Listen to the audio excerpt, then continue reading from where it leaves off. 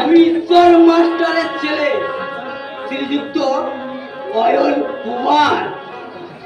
এতদিন এতদিন আমার নামের আগে শ্রী ছিল না, বাঁকা। কিন্তু এখন আমার। এ কি, তুমি মদ খাচ্ছ? না না, তুমি মদ খেও না।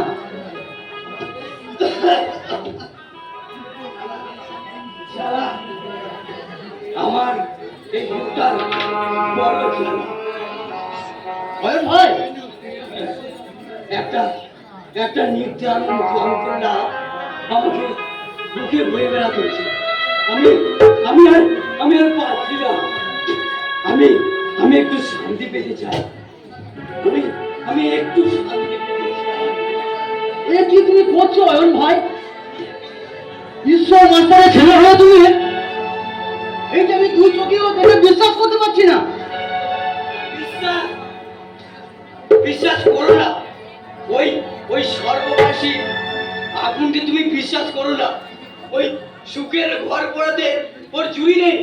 যেমন যেমন আমি পুড়ছি আমার অতীত, বর্তমান, ভবিষ্যৎ।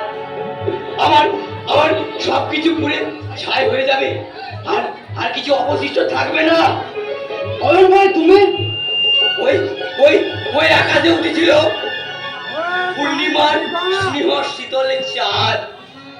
নিষ্ঠুর রাহু তাকে সহ্য করতে পারলো না, ক্রাশ করে ফেলছে। দেখছো না রাহুর দুই পদ্মে কেমন রক্ত গড়িয়ে গড়িয়ে পড়ছে। তবু ওর এখনো আশা মেটেনি। এসব তুমি কি বলছো অয়ন ভাই? আমি তো কিছুই বুঝতে পারছি না। দোহাই তোমার, তুমি ওই বিষ তোমার খেও না। খাবো না? কেন খাবে?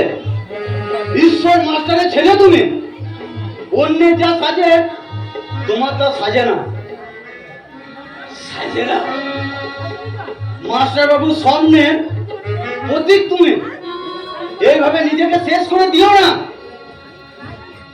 দেরি হয়ে গেছে, অনেক দেরি হয়ে গেছে রহিমকে।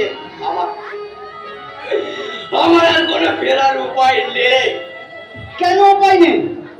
মনে করে দেখো, তুমি আদর্শবাদী শিক্ষকের ছেলে। তুমি সারা জীবন ন্যায় নীতি আদর্শকে নিয়ে ওই মানুষটাই।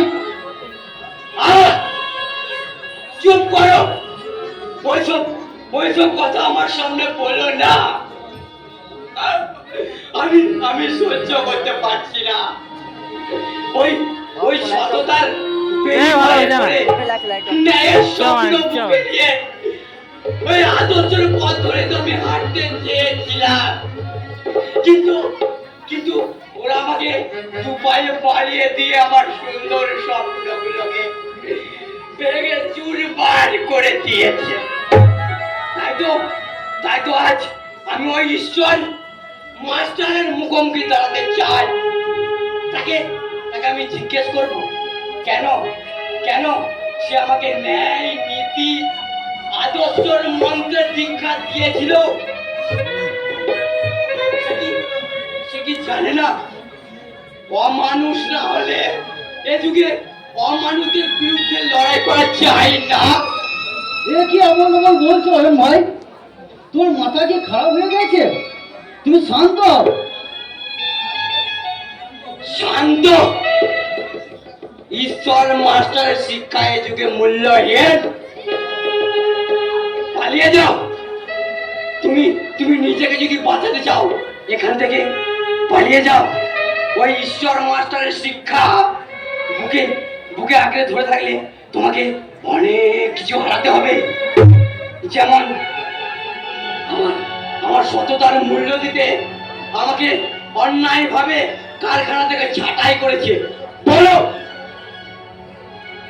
কি জবাব দেবে তোমাদের ঈশ্বর মাস্টার? তাই বলে তুমি না, এভাবে তুমি ভেঙে পড়ো না। সত্যের প্রতি আস্থা রাখো,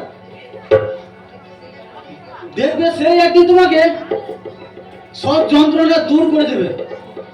আর তখন মনে যে শান্তি পাবে, এর থেকে বড় শান্তি মানুষের জীবনে আর কিছুই নাই।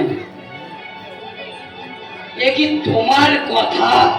হ্যাঁ, আমি মাস্টার বাবুর কাছ থেকে শিখেছি।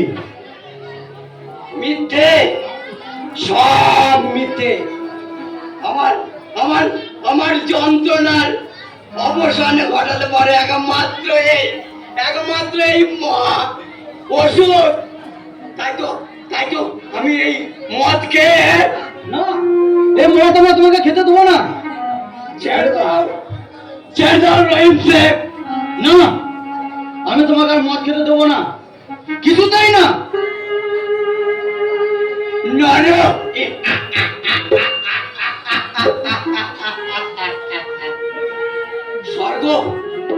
স্বর্গ তো অনেক, নরক তো খুব কাছে। তাই তো আমি নরকের রাজা হয়ে 2 হাতে মুঠো